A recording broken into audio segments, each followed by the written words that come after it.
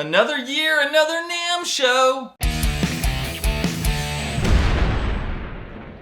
Hey guys, welcome back to the Bald Shredder channel. And yes, we just finished up 3 solid days of the NAMM show here in Southern California. Not only was it wall-to-wall guitars and instruments and anything and everything that you can imagine relating to music, but it was also wall-to-wall people. And if you've never been to the NAMM show and you want to get a feel for what it's like to walk around in there looking at all that stuff and surrounded by these thousands of people, you need to check out the live stream that I did on Friday. I walked around for like an hour with my phone just live streaming to give you guys like an idea or the feel of being there and walking around and checking everything out. So I will have a link to the live stream down in the video description if you want to check that out. And real quick guys, if you are not currently subscribed to the Bald Shredder channel, if you could just take a quick second to reach down and hit that subscribe button, that would be totally awesome. Now while I was there, I saw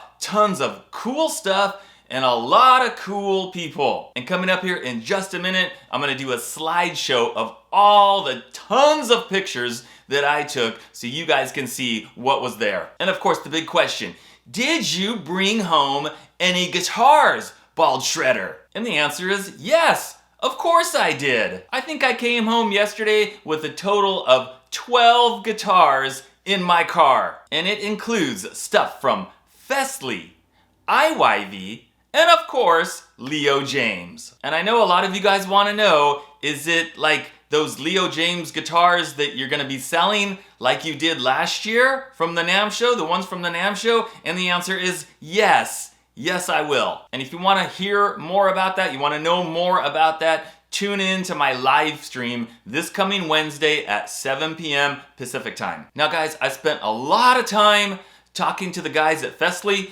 and a lot of time talking to Leo Jaymz about the guitars, what they're doing, what's coming up, making recommendations about what I think they should do or not do, and a lot of stuff was talked about. And coming up here pretty soon, I will do a full follow-up video just on Fesley. I will do a full follow-up video just on Leo Jaymz, and I will do a video on the IYV stuff that I brought home. I'm talking about some crazy custom stuff. But that video is going to be coming in March, so you're going to have to wait a little bit for that one. And the big question, I'm just going to get this one out of the way right here. Everybody's been asking, everybody's been requesting it. When's this going to happen? Are we going to get some Leo Jaymz guitars with the Floyd Rose? And the answer is yes. Check out this picture. Here's Leo holding the guitar with the Floyd Rose. That's the prototype. Yes, guys, that model in different colors is coming this year. He said probably May at the latest, maybe even sooner. Now that's all very exciting, but unfortunately there was a little bit of sad news or disappointing news. As some of you guys might remember, at the last few NAMM shows,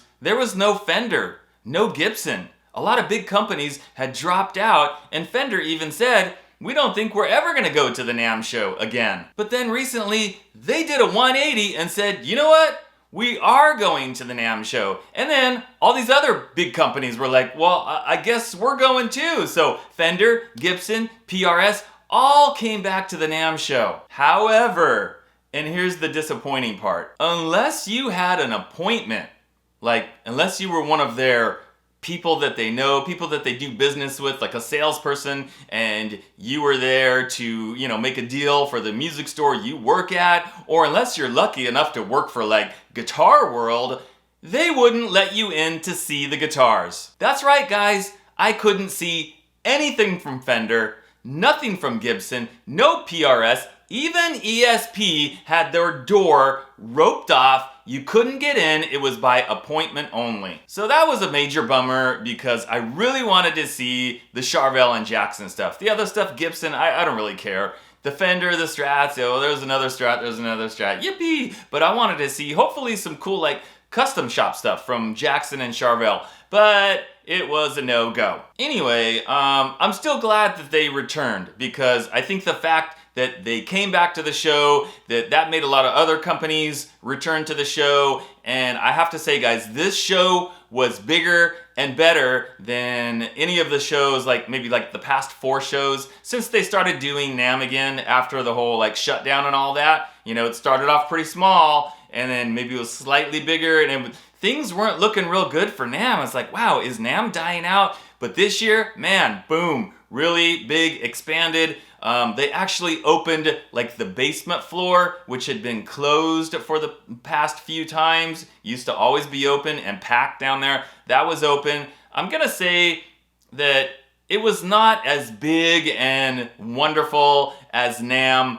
pre-COVID, but it's definitely the best it's been since then.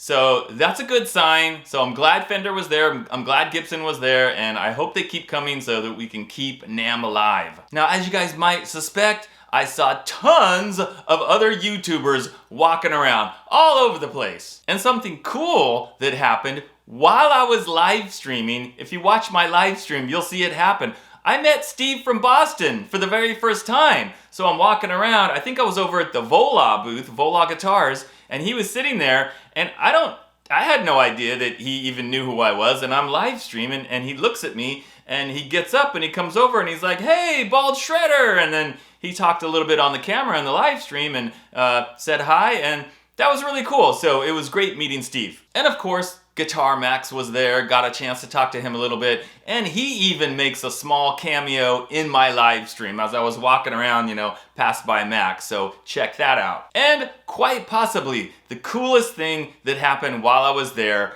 I ran into one of my all-time favorite singers. I don't want to say who it was yet, because I don't want to say I'm doing something and then it ends up not happening. One of my all-time favorite singers from one of my all-time favorite bands, I asked him if I could interview him here for the channel, and he said yes, and he gave me his contact info, so fingers crossed that that ends up happening. If it does, I think it'll be pretty soon. So that was super exciting. Let's hope it happens, guys. Okay, guys, so without further ado, here's the slideshow with all the pictures that I took. You're gonna recognize some of the stuff, you won't recognize some of it. Some of the people, you'll be like, yeah, I know that guy. Some of the people you won't know, some of them were friends of the Bald Shredder channel. You know, people that just came up to me and were like, "Hey, Bald Shredder!" And I asked them, you wanna take a picture? You wanna be in my video? And they're like, yeah, cool. So, if you recognize some of the people, be sure to let me know down in the chat, who it was. I mean, I know who some of them are, but you guys will know too. And some of the performers, some of them are famous, but some of them are just random, regular people that happen to be playing at that booth. Anyway, here's all the pictures. Check it out. Be sure to let me know what you think. Later, guys.